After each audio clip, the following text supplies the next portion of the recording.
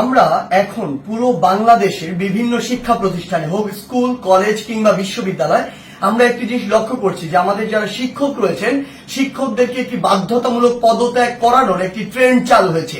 যে জায়গাটি নিয়ে আসলে অনেক কথা হচ্ছে এবং কথা হওয়া উচিত এবং এই জায়গাটিতে আসলে অনেক প্রশ্ন রয়েছে।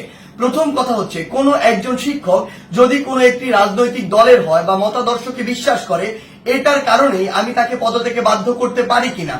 আবার আরেকটি কথা এখানে রয়েছে, সেটি হচ্ছে এই পদত্যাগ করানোর যে অথরাইজেশন এটি আমার আছে কিনা বা আমি এমন অথরিটি কিনা আইনসঙ্গত ভাবে এটি আমি করতে পারি কিনা। তার পূর্বে আমাদের বিশেষ কিছু প্রেক্ষাপটগুলো চিন্তা করতে হবে। আসলে আমরা আমাদের জায়গা থেকে যারা স্টুডেন্ট রয়েছে রানিং তারা অনেকে শুধু মনে করি যে আমরাই মনে হয় পদত্যাগ করাচ্ছি, কিন্তু আমরা জানি না এর পিছনে আসলে কি কি ঘটনা রয়েছে কিংবা কি কি প্রেক্ষাপট রয়েছে। যেমন আমি আমার বিশ্ববিদ্যালয়ের উদাহরণ দিয়ে যদি বলি, এই বিশ্ববিদ্যালয়ে একটি দল শিক্ষকদের একটি দল যারা তখনকার ক্ষমতাসীন রাজনৈতিক দলের একটি মদতপুষ্ট তারা ছিল। সেই জায়গা থেকে তারা যখন আমাদের এই যে আন্দোলন এই আন্দোলনের বিপক্ষে দাঁড়িয়েছিল। আবার অল্প কিছু শিক্ষক আছে, এই সংখ্যাটি খুবই কম, তারা একদম নিউট্রাল জায়গা থেকে আমাদের আন্দোলনের পক্ষে দাঁড়িয়েছিল। আবার একটা বড় সংখ্যক শিক্ষক ছিল যারা আমাদের আন্দোলনের ঠিকই পক্ষে দাঁড়িয়েছে, কিন্তু তারা আমাদের স্বার্থ চিন্তা করে নয় বরং এই স্বার্থ চিন্তা করে দাঁড়িয়েছিল যে এরপরে যদি কোনো রাজনৈতিক দল ক্ষমতায় আসে তারা ওই রাজনৈতিক দলের আসলে একটি গুরুত্বপূর্ণ স্টেক হোল্ডার, তখন তারা এই ফলটি ভোগ করবে। অর্থাৎ আলটিমেটলি এখানে দুইটি ভাগ রয়েছে। আমাদের এটি মনে করার কোনো কারণ নেই যে আগের যে দলটি ছিল যারা আমাদের বিপক্ষে ছিল তারা বাদ দিয়ে সবাই আমাদের পক্ষে, বরং ব্যাপারটি এমন নয়। আমরা যদি স্কুল কলেজের ক্ষেত্রে এই বিষয়টি লক্ষ্য করি তাহলে আমরা দেখতে পাবো হয়তো কোন শিক্ষক হয়তো আওয়ামী লীগের রাজনীতির সাথে জড়িত ছিল, কিন্তু থাকে বলেই তাকে আমি পদত্যাগ করাতে পারি কিনা বা করানো উচিত কিনা। যে কেউ যে কোনো রাজনৈতিক আদর্শে বিশ্বাসী হতে পারে, কিন্তু আমার প্রশ্নটি হচ্ছে ওই রাজনৈতিক আদর্শে বিশ্বাসী হয়ে তিনি কি ক্ষমতার অপব্যবহার করে শিক্ষার্থীদেরকে চরমভাবে বাধা দিয়েছেন কিনা, শিক্ষার্থীদেরকে হেনস্থা করেছেন কিনা, কিংবা শিক্ষার্থীদেরকে কোনো একটি বিপদে ফেলেছেন কিনা, এই বিষয়গুলো আমাদেরকে লক্ষ্য রাখতে হবে। ইভেন ইফ যদি তিনি এই কাজগুলো করেও থাকেন তারপরও তার বিরুদ্ধে এরকম একটি প্রক্রিয়া পদত্যাগ করানোর জন্য যে বাধ্য করা এটি আমি করতে পারি কিনা, এই অথরিটি আমার আছে কিনা।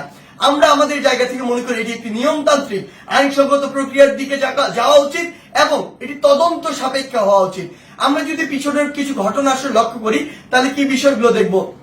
আমরা দেখব প্রত্যেকটি স্কুলে আওয়ামী লীগ ফ্যাসিস্টের আমলে আসলে যে শিক্ষকরা আওয়ামী লীগের তোষামতি করে তেলবাজি করে ডমিনেট করেছে, আরেকটি শিক্ষক ছিল আরেকটি গোষ্ঠী যারা আসলে চুপ ছিল ওই পুরো সময়টুকুতে। এমনটি ভাবার কোনো কারণ নেই যে তারা নিউট্রাল ছিল, তারা তাদের জায়গা থেকে হয়তো এমন আরেকটি দলের ছিল যে দলটি যখন ক্ষমতায় ছিল না। এখন বর্তমান সময় এসে ওই শিক্ষকদের উদ্দেশ্য হচ্ছে উপরের জায়গাগুলোতে প্রিন্সিপাল হোক কিংবা হচ্ছে প্রফেসর হোক কিংবা ভিসি হোক বা এরকম যে কোনো হেডমাস্টার হোক, যেই পদগুলোতেই হোক না কেন ওই পদগুলোর ওই মানুষগুলোকে সরাতে হবে। যদি আমি সরাতে পারি তাহলে আমি এখন ওই পদটিতে গিয়ে বসতে পারবো।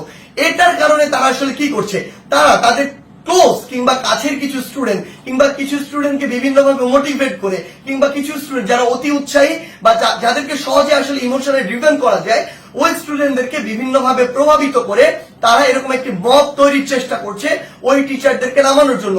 বলার সময় এমন ভাবে বলছে সে যেন একজন ফেরেশতা, কিন্তু আলটিমেটলি তার উদ্দেশ্য ওইটাই যে ওই শিক্ষককে স্টুডেন্টদের মাধ্যমে সরিয়ে স্টুডেন্টদেরকে জাস্ট টুল হিসেবে ইউজ করা হয়, সরিয়ে তাকে ওই পদটিতে গিয়ে বসতে হবে, এটি হচ্ছে তার উদ্দেশ্য।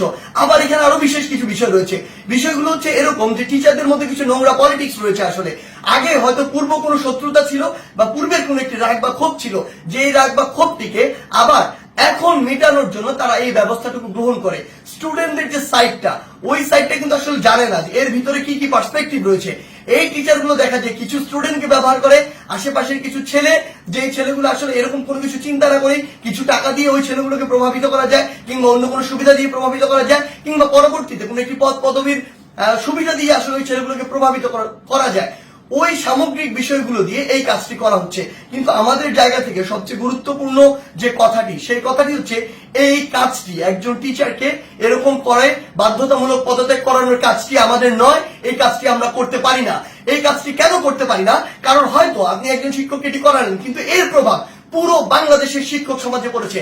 আমার তো স্কুলে, ওই প্রাইমারি স্কুলের, কিন্ডারগার্টেন, হাই স্কুলের এমন অসংখ্য শিক্ষক রয়েছে যাদেরকে আমি অনেক বেশি শ্রদ্ধা করি, যারা আমার জীবনের শিক্ষা গুরু, যাদের হাত দিয়ে আমি আজকে এই অবস্থায় এসেছি। আমার ওই এমন একজন শিক্ষকের মনেও থেকে এই প্রভাবটি করেছে যে তার একজন কলিগকে, আরেকজন শিক্ষককে, স্কুল কলেজে যারা বাবার বয়সের সমান, যারা দাদার বয়সের সমান, এমন বয়সের একজন মানুষ যিনি আমার শিক্ষক, তাকে যদি স্কুলের বাচ্চারা গিয়ে এইভাবে একদম মব জাস্টিসের মাধ্যমে যা ইচ্ছা তাই বলছে, যেভাবে ইচ্ছা সেভাবে অপমান করছে, করে একদম বাধ্য করছে ওই পদ থেকে পদত্যাগ করতে, পুরো বাংলাদেশের শিক্ষক সমাজের উপরে এটির একটি মানসিকভাবে বড় প্রভাব পড়ে, যেটি পুরো বাংলাদেশের শিক্ষক এবং ছাত্রদের যে সম্পর্ক, ওই সম্পর্কের জায়গায় গুরুত্বপূর্ণ একটি প্রভাব ফেলে। এবং আমাদের যে এই যে সম্পর্কের জায়গাটি, এটি ভবিষ্যতের জন্য খুব খারাপ ভাবে নষ্ট হয়। আমরা আমাদের শিক্ষার পরিবেশ নিয়ে কথা বলি, সেখানে যদি আমার শিক্ষক এবং শিক্ষার্থীদের যে এই পরিবেশটি ঠিক না থাকে, এই সম্পর্কটি যদি একটি তিক্ততার পর্যায়ে চলে যায়, তাহলে আলটিমেটলি এটি কিভাবে সম্ভব? আলটিমেটলি এই শিক্ষার উন্নয়নটি কিভাবে সম্ভব? সবচেয়ে বড় কথা হচ্ছে, ওই শিক্ষক যদি দোষী হয় তাহলে আমরা আইন নিজের হাতে তুলে নিচ্ছি, আর যদি দোষী না হয় তাহলে আমরা আইনটি ভঙ্গ করছি, যার কোনোটি আসলে আমরা করতে পারি না। যেটি করছি এটি হচ্ছে আইনগতভাবে অন্যায়। আমাদের জায়গা থেকে আসলে স্পষ্ট বার্তা প্রশাসনের প্রতি, অন্তর্বর্তীকালীন সরকারের প্রতি স্পষ্ট বার্তা হচ্ছে এটি, যদি কোন একজন শিক্ষক ওই ফ্যাসিস্ট সরকারের তোষামোদি করে কিংবা তেলবাজি করে বা ভালো সাজার উদ্দেশ্যে শিক্ষকদের উপরে কোনো, শিক্ষার্থীদের উপরে কোনো হামলা করে কিংবা শিক্ষার্থীদেরকে অত্যাচার করে, নির্যাতন করে, অন্য কোনো শিক্ষকের বিরুদ্ধে নিপীড়ন করে, তাহলে তার বিরুদ্ধে আইনানুগ ব্যবস্থা নেওয়া হোক, অভিযোগ করা হোক, মামলা করা হোক, একটি আইনগত প্রক্রিয়া যাক। কিন্তু কেউ যদি এভাবে আইন নিজের হাতে তুলে নেয়, কাউকে যদি বাধ্য করে, আমি প্রশাসনকে এবং অন্তর্বর্তীকালীন সরকারকে আমাদের পক্ষ থেকে অনুরোধ জানাই, ওই সকল শিক্ষার্থীদের পিছনের উদ্দেশ্য কি, কে তাদের এই কলকাঠিটি নাড়ছে, কে তাদেরকে প্রভাবিত করছে, কি উদ্দেশ্যে প্রভাবিত করছে, এটি আপনারা তদন্ত করে ব্যবস্থা করুন। প্রয়োজন হলে ওই যে শিক্ষার্থী, যারা অল্প কিছু শিক্ষার্থী এটি করছে, সকলে কিন্তু এটি করছে না। আমরা বিভিন্ন বিশ্ববিদ্যালয়ে দেখেছি শিক্ষার্থীরা নিজে আবার ওই সম্মানিত শিক্ষকদেরকে তাদের শপথে ফিরিয়ে নিয়ে আসছে।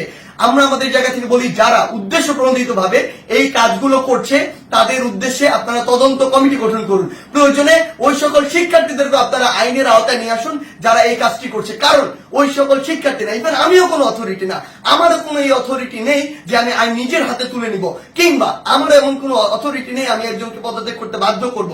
সেই জায়গা থেকে আমাদের স্পষ্ট যেটি বার্তা, সেটি হচ্ছে পুরো বাংলাদেশকে আমরা যদি এগিয়ে নিয়ে যেতে চাই, তাহলে এই শিক্ষার একটি সুষ্ঠু পরিবেশ থাকবে।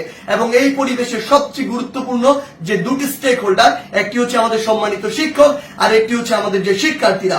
এই দুই জায়গায় যে সম্পর্কের বিষয়টি, এটি যতদিন না সুন্দর হচ্ছে, শ্রদ্ধার হচ্ছে, স্নেহের হচ্ছে, ততদিন শিক্ষার পরিবেশ কোনোদিন সুন্দরভাবে ফিরে আসতে পারে না। তাই আমরা আমাদের জায়গা থেকে আমাদের এই শিক্ষকদের এভাবে বাধ্য করে কোন একটি নিয়মতান্ত্রিক প্রক্রিয়া না গিয়ে বাধ্য করে পদত্যাগ করানোর যে প্রক্রিয়াটি, এই প্রক্রিয়াটিকে আমরা কখনো সমর্থন